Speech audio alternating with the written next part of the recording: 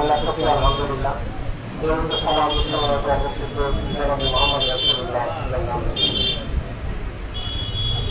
আসলে আজকে এই বাধাটা ইসলামী জ্ঞান অর্জনের একটা মূল। আর জ্ঞান অর্জন ছাড়া, ইলম ছাড়া এই সমাজ এবং জাতির পরিবর্তন কোনোভাবে সম্ভব নয়। তার সকাল হিসাবে আজকে একটি পাঠাগার স্থাপন করা হয়েছে। যারা পাঠাগার স্থাপনের উদ্যোক্তা, যারা আয়োজন করছেন তাদেরকে ধন্যবাদ কৃতজ্ঞতা জানাচ্ছি।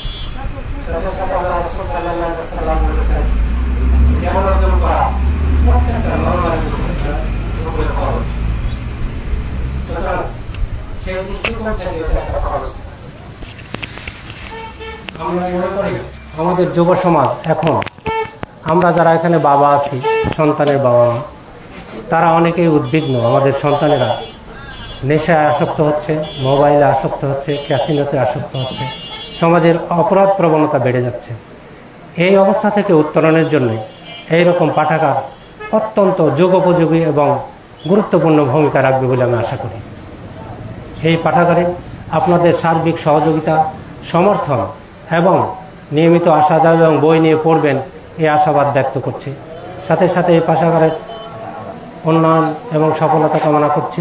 পাঠাগারের উদ্দেশ্যে আমি এক সেট তাফসির কোরআন দান করব, সাথে সাথে সিলেবাসের পুরা বই একটা সেট দান করব ইনশাআল্লাহ। সবাই ভালো থাকবেন, সুস্থ থাকুন। আসসালামু আলাইকুম ওয়া রাহমাতুল্লাহ।